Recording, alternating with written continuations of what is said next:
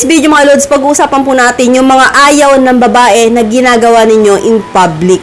So, ito po yung mga bagay na ayaw talaga namin na ginagawa ng mga lalaki, pero hindi lang po namin masabi.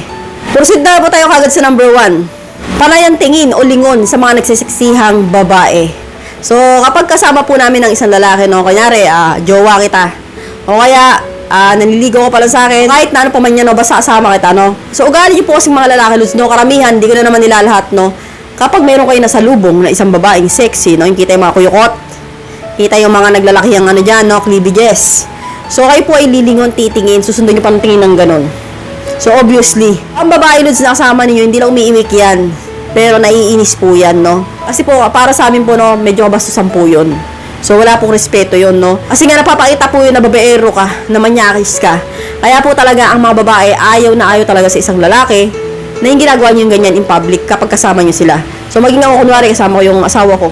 And then, may salubong kami, tapos titingin, tapos lilingon. Okay na yung tumingin ka, huwag ka na lumingon. Diba? Kasi masyado na halata yun. Huwag yun ang titigan. Sexy na nga eh. Yung asawa mo hindi na sexy, diba? So, syempre, para sa babae, sampal yun eh. Kaya, ayaw na ayaw po talaga ng babae mga ganyan, no? Proceed na nga po tayo sa number 2. Palaging nakadistansya. Ito po yung tipo ng lalaki na hindi sweet, no? Kapag magkasama po silang dalawa ng jowa niya ganyan. So, iba nakikita niya magka-holding hands, magka-akbayan, di ba? Hawak sa bewang. And then, meron naman mga lalaki na nakadistansya, yung talagang hindi nakadikit, hindi malambing.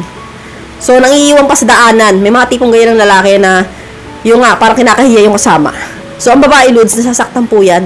Kapag po hindi po kayo ganyan ka-sweet sa isang babae in public, no, napapaisip po yan na, ay, ganito pala to. Ang pangit pala kasama nito, parang kinakahiya ako, porket mataba ako, porket hindi ako maganda. So, parang kinakahiya ka na jowa ka. Ayan po yung pangalawang bagay na ayaw talaga ng babae pagdating po sa publiko.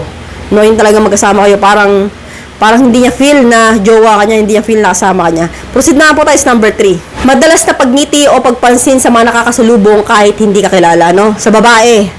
So, may mga lalaki pong ganyan na, kunwari, nakasalubong lang sa mall, nagandahan, ngingitian, tataasan ng hilay. Kahit hindi naman kilala. So, parang napapapansin. So, halatang halata na yung partner mo babae, nakikita ka na ganun ginagawa mo.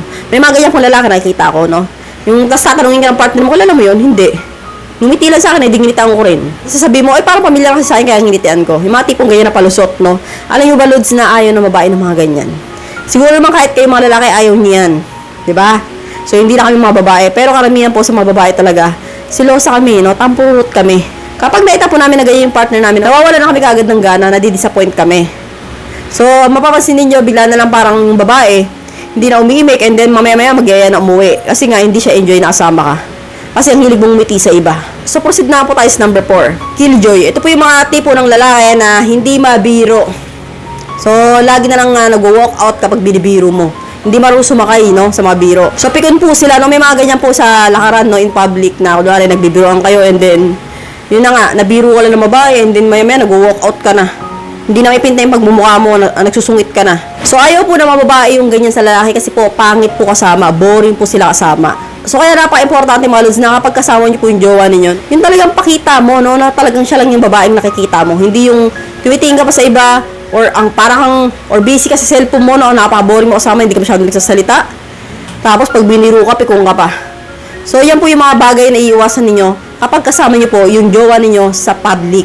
So, hanggang dito na lang po tayo mga lods. I hope you learned something in this video. More videos to come. So, stay connected and see you again to my next video. God bless. Bye-bye!